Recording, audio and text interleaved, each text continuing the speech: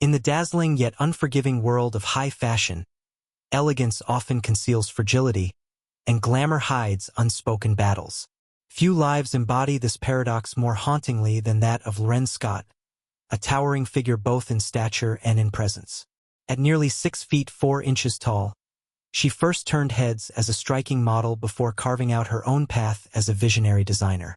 Her creations, sleek, sculpted, and unmistakably sophisticated, graced red carpets across the globe, worn by the likes of Nicole Kidman, Sarah Jessica Parker, and Angelina Jolie. But behind the shimmering gowns and whispered compliments of the fashion elite, Lorraine carried struggles far heavier than the delicate fabrics she so carefully draped. She stood not only as an artist but also as the longtime partner of one of the world's most legendary rock icons, Mick Jagger. To the public eye, they were a glamorous couple, a union of rock and roll rebellion and refined couture. Yet within this glittering image lay the complex story of a woman fighting to hold her own identity, her career, and her heart in an industry and relationship that often demanded more than they gave back. Her life, which seemed like a fairy tale of beauty, success, and love, ended abruptly in 2014, leaving the fashion world stunned and searching for answers. Was she a victim of the relentless pressures of fashion?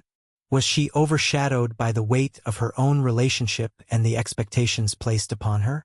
Or was her passing simply another reminder of the fragility behind the perfection that the world insists upon?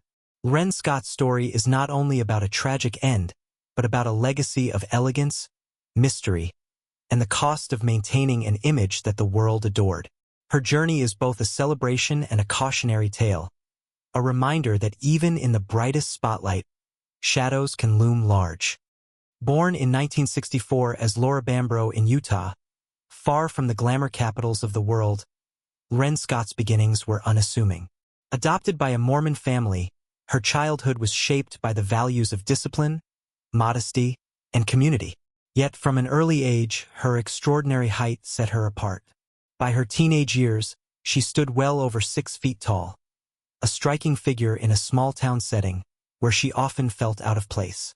What others might have seen as awkward, the fashion world saw as potential. Her transformation began when she left Utah to chase a life beyond the familiar. Taking on the name Lorraine Scott, she embraced her new identity with determination. Paris became her first proving ground, where she modeled for some of the most respected names in fashion.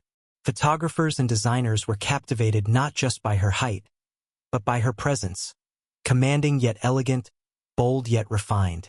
But Lorraine was never content to remain only in front of the camera. While many models pursued celebrity, she studied the craft of fashion itself. Observing designers, learning fabrics, and absorbing the artistry of tailoring, she slowly shifted from being the canvas to becoming the creator. By the late 1980s and early 1990s, she moved to Los Angeles, where she reinvented herself once more, this time as a stylist. Her eye for detail, her ability to sculpt silhouettes, and her unique understanding of how clothing could empower a woman soon set her apart in Hollywood. It was during this period that she began dressing some of the most high-profile women in the world, a precursor to the career that would define her. For Lorraine, every choice, from fabric to cut, was deliberate. She believed fashion should not only adorn but transform, giving women strength and confidence. This philosophy would become the cornerstone of her own label, launched later, but even in these early years, the industry recognized a rare and disciplined talent who was determined to leave her mark. By the early 2000s, Lorraine Scott had become more than a stylist. She had emerged as a creative force whose vision was unmistakable. In 2006, she launched her own fashion label, a daring step in an industry dominated by heritage brands and cutthroat competition. Her collections quickly drew attention for their sleek silhouettes, meticulous tailoring, and understated luxury. Unlike the flamboyant designs often favored on runways, Lorraine's pieces exuded a quiet power. They were clothes for women who wanted to command a room without shouting. Hollywood took notice almost immediately. Nicole Kidman, Penelope Cruz, Sandra Bullock, and Angelina Jolie were among the many who wore her gowns on red carpets, each appearance reinforcing Lorraine's reputation as the designer of confidence. Editors praised her craftsmanship, noting how her designs seemed to elongate the body, accentuate curves subtly, and create an aura of both elegance and authority. Her life seemed gilded. She divided her time between New York, London, and Los Angeles, moving within the inner circles of fashion and celebrity. Her relationship with Mick Jagger only amplified her visibility. To many, she appeared to be living a modern fairy tale. The tall, statuesque designer with a thriving brand, standing beside one of rock's most enduring icons. Together, they were photographed at galas, premieres, and fashion shows, a glamorous duo who seemed untouchable. But beyond the flashbulbs and applause, what made this period her true peak was the sense of creative freedom she enjoyed. For Lorraine, every collection was personal. She once described her designs as clothes meant to make women feel beautiful, strong, and mysterious. It was this philosophy, along with her unwavering standards, that earned her the admiration of Hollywood's elite. At this point, Lorraine was no longer just Mick Jagger's partner or a former model. She was a recognized name in fashion, a woman who had built her place among the world's tastemakers. For all the elegance and acclaim that surrounded Lorraine Scott, the world behind the curtain was far less forgiving. By the early 2010s, the fashion industry itself had changed. The dominance of fast fashion, coupled with the rise of powerhouse luxury conglomerates, made it nearly impossible for independent designers to compete. Lorraine's collections, though adored by celebrities, were costly to produce and required significant investment to sustain. Reports later revealed that her company had been operating at a financial loss, with debts mounting quietly in the background. The brand that once seemed destined to become a mainstay of modern luxury was struggling to stay afloat. Financial strain was only one layer of the pressure. Her relationship with Mick Jagger, though glamorous in the eyes of the public, came with its own weight. Being the partner of one of rock's most celebrated and controversial figures meant living under constant scrutiny. Some speculated that she felt overshadowed, her identity often reduced to Mick Jagger's girlfriend, rather than celebrated as a designer in her own right. While their love endured for over a decade, there were whispers of distance, of the difficulty in balancing two lives lived so much in the spotlight. Adding to these challenges was the relentless nature of the fashion world itself. Lorraine was known for her perfectionism. Every detail of a dress, every seam, every cut had to be flawless. That pursuit of excellence, while admired, often left her exhausted. The demands of producing seasonal collections, pleasing investors, satisfying clients, and maintaining relevance in a fickle industry took their toll. Behind the polished image she presented to the world, friends noted that she often seemed withdrawn, weighed down by expectations that few could ever meet. There were also the rumors, unavoidable in the overlapping worlds of fashion and celebrity. Questions about her financial situation, speculation about the stability of her relationship, and unkind whispers from industry insiders painted a picture of a woman caught between her art and her reality. For an independent designer, one failed season could unravel years of work, and the fear of that collapse loomed large. And yet, Lorraine rarely allowed any of this to show publicly. On the surface, she maintained her composure, always appearing poised, elegant, and collected. She embodied the very essence of her brand, strong, statuesque, and refined. But as those closest to her would later reflect, beneath the gowns and the glamour, she was carrying a burden that was quietly eroding her. These cracks behind her image did not diminish her brilliance. They humanized her.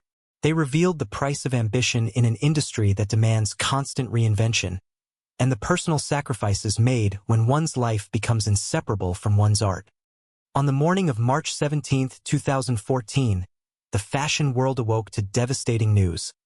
Lorraine Scott had been found lifeless in her Manhattan apartment. She was just 49 years old. The headlines that followed shocked not only the fashion industry but the broader cultural landscape.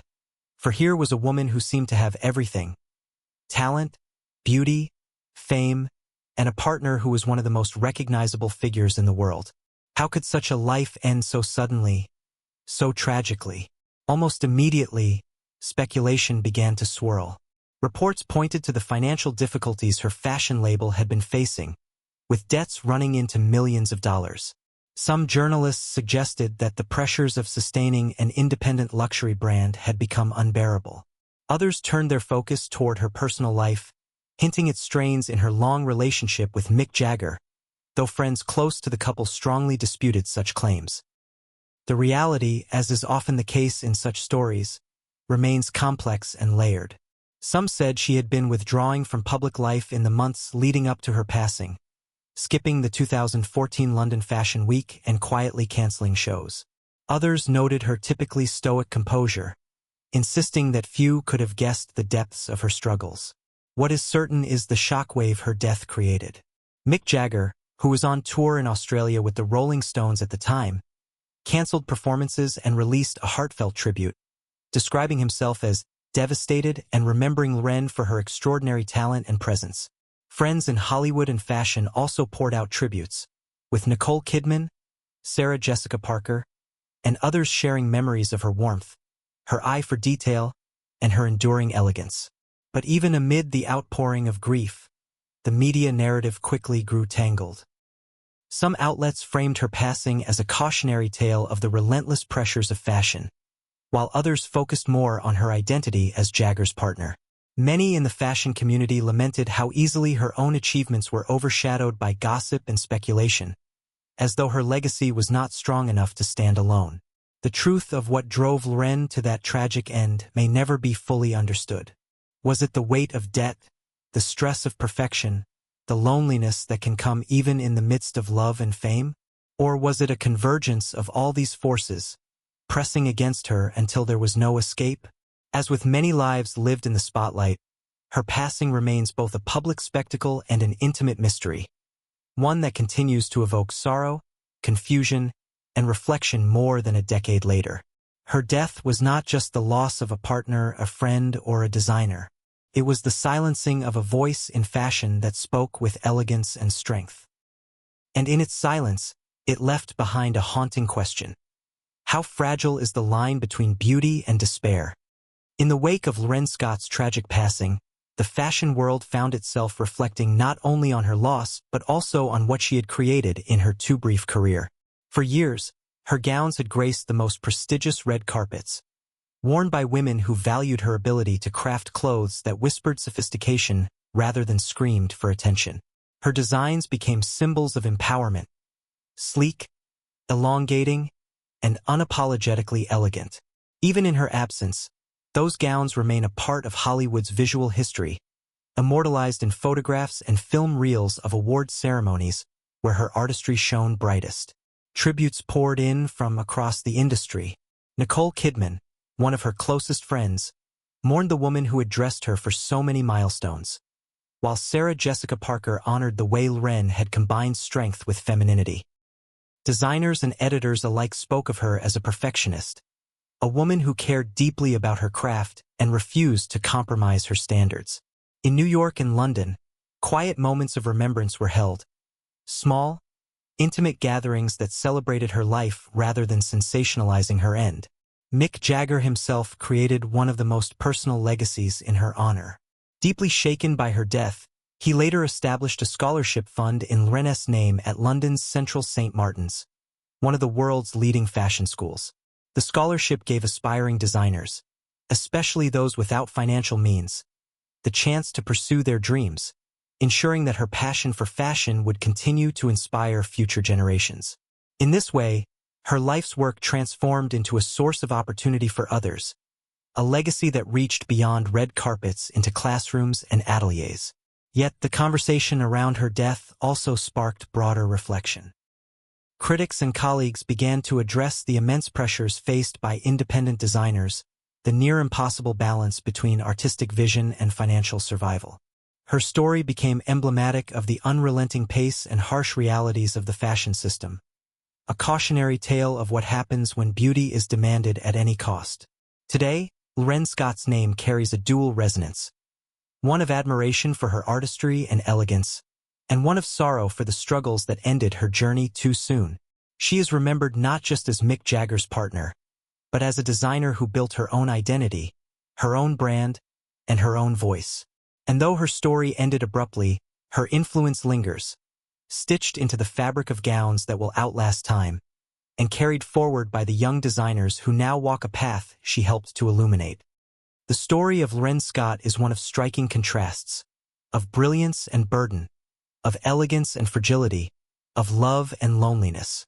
She was a woman who stood taller than most, not only in her physical presence but in the way she carried herself through the rarefied world of fashion.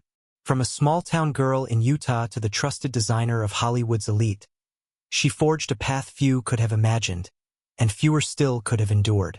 Her passing left the industry in mourning, but also in contemplation. It reminded us that behind the shimmer of gowns and the flash of cameras, the individuals who create beauty often carry silent struggles. Her legacy endures not just in fabric and design, but in the way she championed a vision of clothing that empowered women, and in the opportunities now given to young designers through the scholarship that bears her name. Perhaps the most haunting element of her story is its unfinished nature. There were more collections she might have created, more visions she might have realized, more women she might have inspired. And yet, even in its brevity, her life stands as a symbol of how deeply one person can leave their mark.